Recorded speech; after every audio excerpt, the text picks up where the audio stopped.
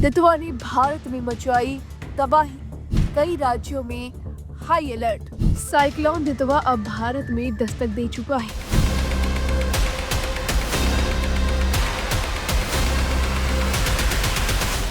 और इसका असर कई राज्यों में साफ दिखाई देने लगा है। सबसे ज्यादा नुकसान तमिलनाडु में हुआ, जहां तेज बारिश और तूफानी हवाओं के चलते अब तक 3 लोगों की मौत की पुष्टि हो चुकी है। इसके अलावा 234 से ज्यादा झोपड़ियां और कच्चे मकान बुरी तरह क्षतिग्रस्त हुए हैं। बारिश ने किसानों की कमर तोड़ दी है।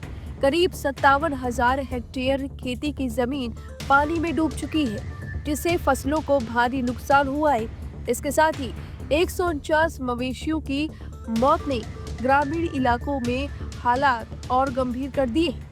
मुआवजे का ऐलान, राहत कार्य तेज। तमिलनाडु के मुख्यमंत्री एम.के. स्टालिन ने एसडीआरएफ से तत्काल मुआवजा देने का आदेश दिया है। जिन लोगों को जान माल का नुकसान हुआ है, उन्हें फसल, मकान और पशुओं की क्षति के लिए सहायता दी जाएगी। मुख्यमंत्री खुद हालात पर नजर बनाए हुए हैं। वहीं डिप्टी सीएम उदयनिधि स्टालिन चेन्नई के कंट्रोल रूम से हालात की निगरानी कर रहे हैं। प्रभावित इलाकों में 24/7 रेस्क्यू ऑपरेशन जारी है। दितवा का असर सिर्फ तमिलनाडु तक सीमित नहीं है। पुडुचेरी और आंध्र प्रदेश के तटीय इलाकों में भी हालात बिगड़ चुके हैं। पुडुचेरी में बारिश के चलते स्कूल, कॉलेज और कई सरकारी दफ्तरों को बंद करना पड़ा है। आंध्र प्रदेश के कई इलाकों में मूसलाधार बारिश जारी है। मौसम विभाग के मुताबिक साइक्लोन का केंद्र तमिलनाडु और पुडुचेरी तट से गुजर चुका है, लेकिन इसके असर से उत्तर तमिलनाडु, पुडुचेरी और दक्षिण आंध्र प्रदेश को भारी नुकसान हुआ है। चेन्नई समेत कई जिलों में जलभराव की स्थिति है और दर्जनों उड़ानें रद्द कर दी गई हैं। वहीं केरल और बेंगलुरु तक असर। दितवा की आहट अब दक्षिण भारत के दूसरे हिस्सों तक पहुंच चुकी है। केरल में मूसलाधार बारिश जारी है, जबकि बेंगलुरु में तापमान गिर गया है और ठंड बढ़ने लगी है। हालांकि माना जा रहा है कि अब दितवा थोड़ा कमजोर पड़ सकता है, लेकिन खतरा अभी पूरी तरह टला नहीं है, इसलिए रेड अलर्ट अभी भी जारी है। दिल्ली यूपी में दितवा का असर। दितवा का असर दिल्ली और यूपी में बारिश के रूप में नहीं, बल्कि ठंड के रूप में देखा जा रहा है। मौसम विभाग के मुताबिक अगले 48 घंटे में उत्तर भारत में ठंडी हवाओं के कारण तापमान और गिर सकता है। सुबह शाम हल्का से मध्यम कोहरा भी छाने की आसार है। हालांकि पूर्वांचल और यूपी में बारिश की संभावना नहीं है, लेकिन ठंड लोगों को परेशान जरूर कर सकती है।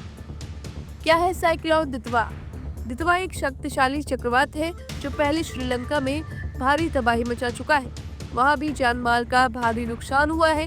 भारत में खतरे को देखते हुए एनडीआरएफ और एसडीआरएफ की टीमें पूरी तरह अलर्ट मोड पर है। फिलहाल तमिलनाडु, आंध्र प्रदेश और पुडुचेरी में ज्यादा खतरा बना हुआ है, जबकि उत्तर प्रदेश में इसका सीधा असर नहीं है। लेकिन मौसम का मिजाज आने वाले दिनों में बदल सकता है और ठंड और तेज हो सकती है। 22 टीमें तमिलनाडु के अंदर है और 3 टीमें पुडुचेरी के अंदर है। और इन 22 टीम के अंदर अगर हम देखें और 3 टीम जो पुडुचेरी में है, 789 पर्सनल हैं, जिसके अंदर हमारे 4 मेडिकल ऑफिसर्स हैं और 13 गेजेटेड ऑफिसर हैं। वी आर हैविंग द 8 महिला रेस्क्यूअर्स ऑल्सो। साथ साथ हमारे पास में सर्च डॉग भी हैं। और ये सारी जो टीम है उन एरियाज में डिटेल हैं जो कि वनरेबल हैं, जहाँ की प्रॉब्लम हो सकती है, वाटर लॉगिंग हो सकती है, ट्री अप्रूव्ड हो सकते हैं, रोड ब्लॉक हो सकते हैं।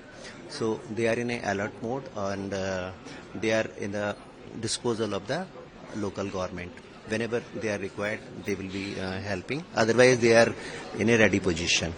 So what is the recent update from the IMDs? As per the update, it now is moving towards northward और ये काफ़ी कम हो चुका है, जो कि डिप्रेशन में कन्वर्ट हो चुका है। इसलिए हम देख रहे हैं कि चेन्नई में अभी रेनफॉल चल रही है एंड वी ओनली होप कि ये बहुत ज़्यादा एग्रेसिव ना हो, जिसके चांसेस अभी कम लग रहे हैं।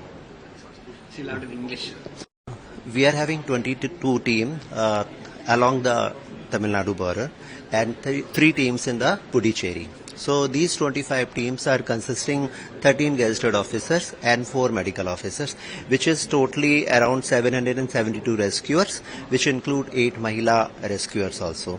And we are having 11 search dogs These teams are positions in the places which are very vulnerable for the waterlogging, tree uprooting, and other kind of the problems.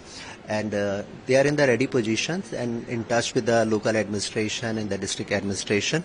And as we see, Ditwa is moving towards northward, and in Chennai itself we are having the rainfall, which is not in a severe condition. So we hope that it will be a normal situation in coming few hours or maybe 1 or 2 days. So what are the recent updates from the IMDs?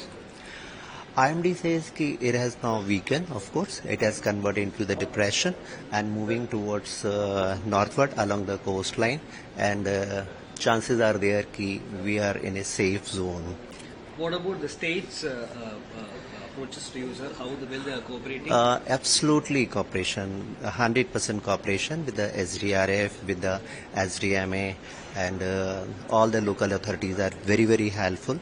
And I think any kind of the disaster is dealt when everybody cooperate and all the stakeholders are in a union. So any comments upon this regional disaster management, the facilities over here? And I think it's excellent facilities, very good facilities.